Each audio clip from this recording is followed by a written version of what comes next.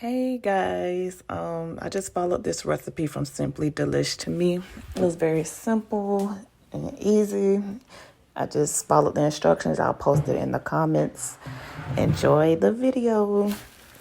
Bye.